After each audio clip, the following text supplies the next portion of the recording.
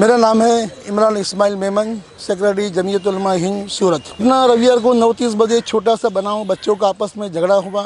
उसमें लोग ने आपस में पत्थर मारा तो पत्थर गणपति को पिंडालों को लगा।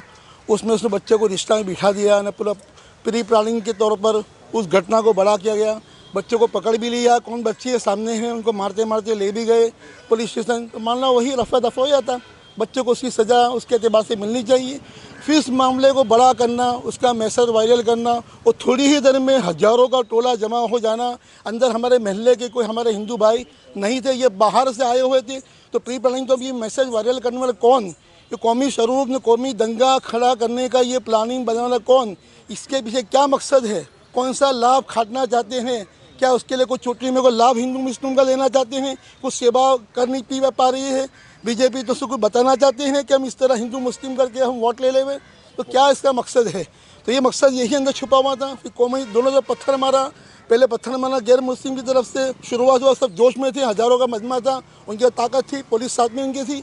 तो उस सूरत में दूसरा पत्थर जवाब में हुआ तो दोनों तरफ पत्थर मारा हुआ। तो आज तक जितने भी कौमी राइड हुए हैं तो दोनों तरफ के 25-25 आदमी को पकड़ा गया है ताकि दोनों की हिम्मत टूटे और पुलिस का डर हो और खौफ बैठे। लेकिन एक ही तरफ से तमाम लोगों को पकड़ा गया है। हमने वो एविडेंस पेन ड्राइव में पेश किए जिसमें हमारे जो गैर मुस्लिम भाई भी पत्थर मारा कर रहे हैं, उनके लिबास से, उनकी साल से, उनके हाथ पे राखड़ी बंद पता चल रहा है कि कौन पत्थर मारा कर रहा है। हमारी गाड़ियाँ जला गई, रिक्शा के कांच तोड़े गए। तो ये सब एक भी गैर मुस्लिम हमारे नॉन मुस्लिम भाई की गाड़ी जलाई हो, उनका कोई नुकसान किया हो तो प्रूफ करे। वो हम प्रूफ करने चलकर सब हमारा ही नुकसान हुआ और पकड़ा भी हमारे लोगों को। तो एक तरफ की कार्रवाई हो रही है, बहुत गलत मैसेज जा रहा है। इससे आइंदा और दंगे बढ़ने का अंदेशा है। हम चाहे सूरत में शांति बनी रहे तो दोनों तरफ जो भी मुजरिम हो एविडेंस के आधार पर, शंका के आधार पर नहीं कि यहाँ से पत्थर आया, नहीं ये लोग कहते हैं कि यहाँ से मारा, नहीं, एविडेंस के तौर पर जो कार्रवाई हो वो मुजरिम को सज़ा होनी चाहिए, बेगुनाह को छोड़ना चाहिए। ये बात रजू करने के हम आए थे और हमने आवेदन पत्र भी दिया है और एविडेंस के तौर पर पेन ड्राइव भी हमने पेश की है। ऐसा लगता है कि एक ही तरह कार्रवाई हुई है, इंसाफ हमको मिला नहीं है। और रातों रात खाली एक बड़ी ही बात कर दी कि सूरज उठने से पहले हम पत्थरबाजों को पकड़ लेंगे। तो पुलिस ने अमल करने के लिए सूरज उठने पहले बताना पड़ेगा और जिसको उसको जो है उसको पकड़ के यहाँ तक कि हमारे अंदर से राजावाड़ी के अंदर वहाँ तो पत्थर आने की शक्यता भी नहीं है। फैज़ सुबह ने हमारा मदरसा है, वहाँ भी उस्तादों को उठा के ले जाने लगे। तो बताया तो मौलाना है तो कुछ करते हैं, कुछ छोड़ दो।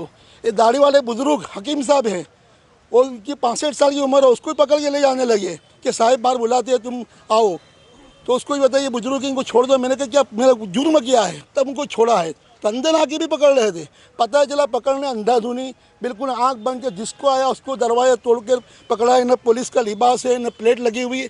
प्लेट हमको इस तरह की पुलिस भी है कि नहीं कि और कोई किसी तंजीम के आदमी है। तो ये सब बातें